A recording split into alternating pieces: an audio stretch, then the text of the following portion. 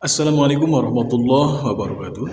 Alhamdulillahirabbil alamin wa bihi nasta'in wa ala umuri dunya waddin wa ala alihi washabihi ajmain. Puji dan syukur saya panjatkan kepada Allah Rabbul Ghafur. Salawat beserta salamnya marilah kita curah limpahkan kepada Kangjeng Nabi Muhammad sallallahu alaihi wasallam. Yang saya hormati Bapak Kepala Sekolah SMA Negeri 1 Pasir Kuda. Yang saya hormati juga Bapak Ibu Dewan Guru beserta staf. Dan yang terakhir yang Bapak hormati, yang Bapak banggakan, yang Bapak cintai, yaitu adik-adik kelas 10 SMA Negeri 1 Pasir Kuda. Baik, pada kesempatan kali ini Bapak akan membahas terkait dengan pembiasaan beribadah. Nah, terkait dengan beribadah tidak hanya satu ya, beribadah itu banyak sekali. Di antaranya melaksanakan sholat fardu, kemudian melaksanakan sholat sunnahnya, kemudian berpuasa, mengaji, sedekah, dan masih banyak beribadah yang lainnya. Nah, terkait dengan pembiasaan ini, lalu apa sih yang dimaksud dengan pembiasaan? Nah, pembiasaan suatu cara dalam melaksanakan beribadah secara terus-menerus. Jadi beribadah secara terus-menerus itu akan menghasilkan pembiasaan diri pribadi. Setiap hari melaksanakan beribadah, dan beribadah itu disebutnya pembiasaan. Lalu pembiasaan apa saja yang Bapak akan bahas? Sebetulnya banyak pembiasaan yang harus dibahas, tetapi berhubung dengan waktu tentu tidak akan semuanya saya bahas. Yang pertama yaitu melaksanakan sholat fardu. Nah, sholat fardu ini merupakan tiangnya agama. Artinya ketika seseorang tidak melaksanakan sholat atau sholat fardu, maka rubuhlah. Apanya yang rubuh? Keimanannya, ketakwaannya. Dan ini berbahaya untuk seseorang tersebut. Seperti halnya rumah, sholat ini merupakan pondasi. Jika tiangnya rusak, jika tiangnya rubuh, maka rumah pun akan ambruk. Jadi adik-adikku sekalian, berbiasalah atau biasakanlah melaksanakan sholat fardu di rumahnya masing-masing atau di daerahnya masing-masing.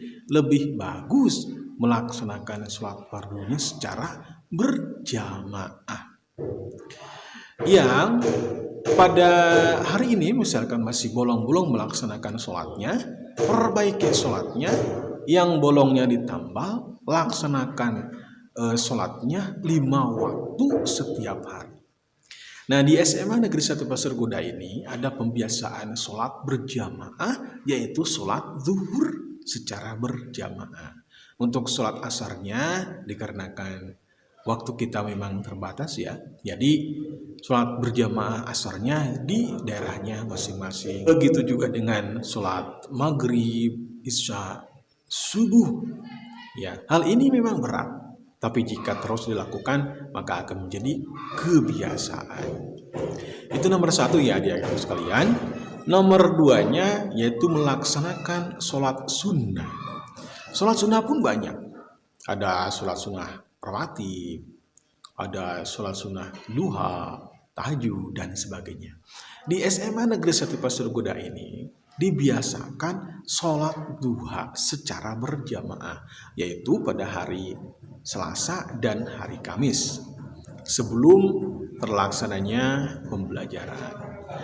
Dan hal ini jika adik-adikku sekalian misalkan ingin melaksanakannya setiap hari, itu jauh lebih bagus.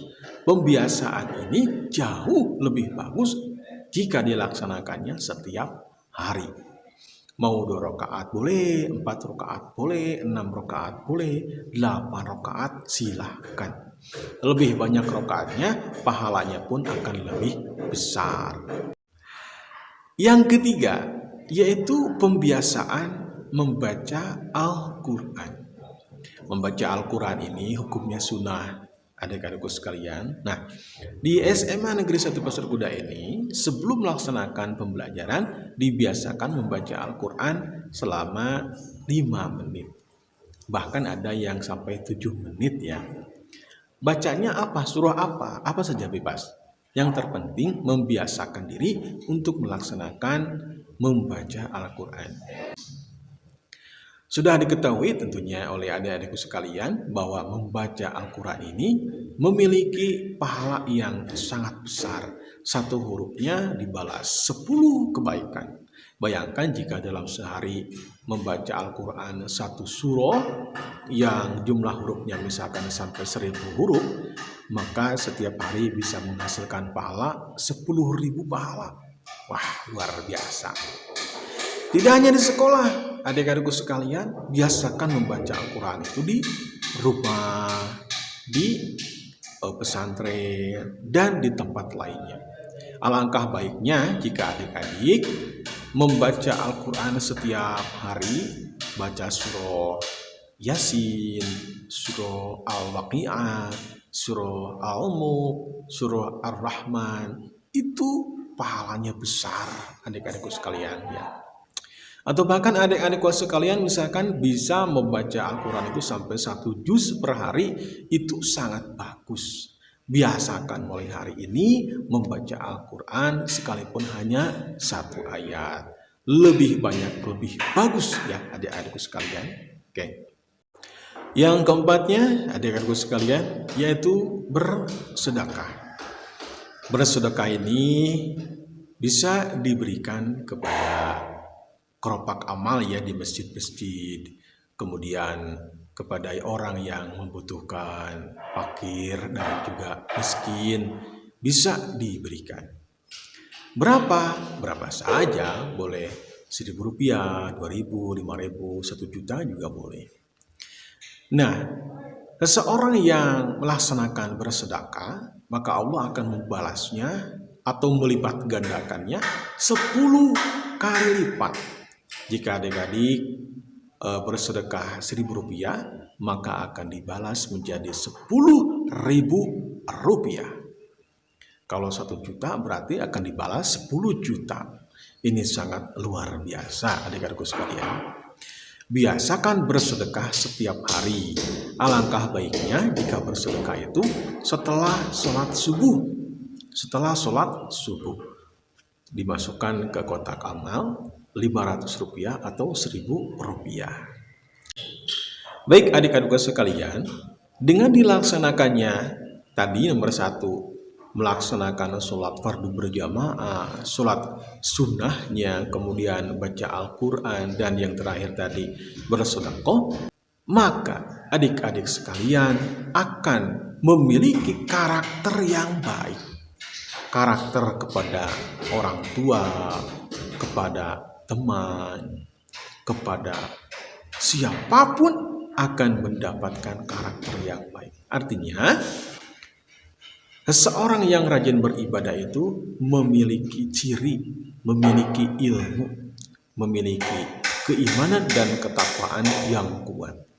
Bisa menghargai diri sendiri, bisa menghargai orang tua, bisa menghargai guru, dan juga bisa menghargai teman-teman di sekitar adik-adikku sekalian. Baik, itu saja yang dapat Bapak sampaikan, mudah-mudahan bermanfaat. Wabillahi taufiq wal hidayah. Wassalamualaikum warahmatullahi wabarakatuh.